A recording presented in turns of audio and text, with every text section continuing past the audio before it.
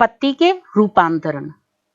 पत्ती को भोजन निर्माण के अलावा अन्य कार्य भी करना होता है, जैसे ऊपर चढ़ने के लिए प्रतान कांटे में परिवर्तित हो जाते हैं।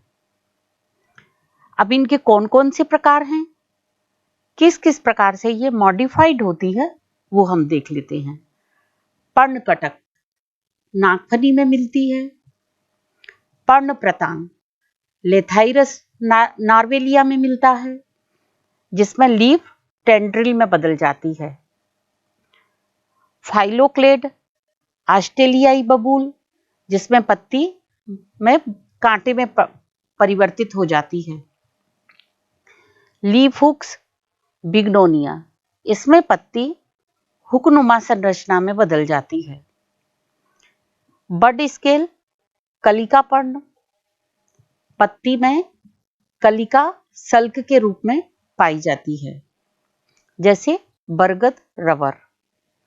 फिर आप देखेंगे स्टोरेज लीफ घीक्वार सीडम में पत्ती मॉडिफिकेशन के लिए स्टोरेज करके फूल जाती है। फिर पर्ण कलश, इसमें पत्ती कलश के आकार की हो जाती है, जैसे नीफेंथस में। पर्ण ब्लेडर यूट्रिकुलेरिया, इसमें पत्ती एक ब्लेडर के रूप में परिवर्तित हो जाती है। फिर आप देख रहे हैं ये है पर्णमूल, इसमें पत्ती रूट में कन्वर्ट हो गई है, साल्विनिया। बच्चों, जब आप बगीचे में जाते हैं तो बगीचे में आप तरह तरह के फूलों को देखते हैं, और उन फूलों को देखकर आपके मन में कभी ये प्रश्न उठा है कि इन फूलों के भी लगने का एक क्रम होता है? उसी को आज हम पढ़ने वाले हैं। और जब पुष्पों के लगने के क्रम को हम क्या कहते हैं? पुष्प क्रम कहते हैं, अर्थात इन्फ्लोरोसेंस कहते हैं। अब आप देखेंगे कि इन इन्फ्लोरोसेंस को वृद्धि के आधार पर दो भागों में बांटा गया है। एक होता है रेसिमोस आसीमाक्षी और दूसरा होता है साइमोस सासीमाक्षी। अब ये रेसिमोस क्या होता है, इसे हम देख लेते हैं। रेसिमोस जो होता है ये हमेशा अनलिमिटेड ग्रोथ करता है, इसकी वृद्धि असीमित होती है। क्यों होती है?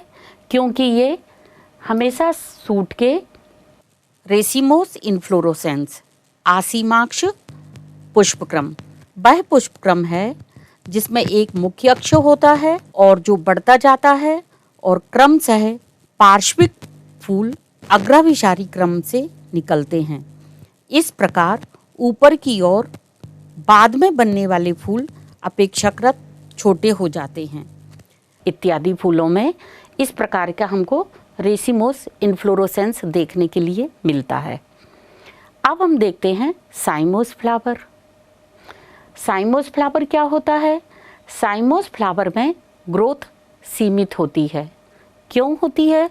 क्योंकि इनके टर्मिनल सतह में फ्लावर्स लगे होते हैं। दूसरा आप देखेंगे इनके जो फ्लावर्स होते हैं वो वेसिपिटल ऑर्डर में लगे होते हैं। वेसिपिटल ऑर्डर क्या होता है? बड़ा फ्लावर ऊपर और छोटा फ्लावर नीचे। अब आप देखेंगे कि इनके जो फूल रहते हैं ये केंद्र से बाहर की तरफ ग्रो करते हैं, और इनकी वृद्धि कैसी होती है? इनकी वृद्धि सीमित होती है, जैसे पीली कटेर।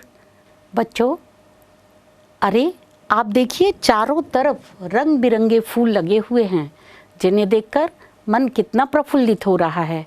आपको भी अच्छा लग रहा है ना? हाँ, ये इन्हीं के बारे में आज हम पढ़ने वाले हैं, फ्लावर्स या फूल। फूल हमारे लिए बहुत ही महत्वपूर्ण होते हैं। आप यदि फूल होंगे तो परपरागण होगा, और परागण प्रक्रिया के द्वारा ही नई संततियाँ हमें मिलेंगी। ये फूल, एक फूल नर प्रजनन अंग भी होता है और मादा प्रजनन अंग भी होता है, और एक पेड़ की ये शोभा बढ़ाता है। आप देख रहे हैं ये रंग बिरंगे फूल आपको दिखाई दे रहे हैं। अब हम फूलों की रचना की बात करते हैं। तो फूलों की रचना में विभिन्न चक्र होते हैं।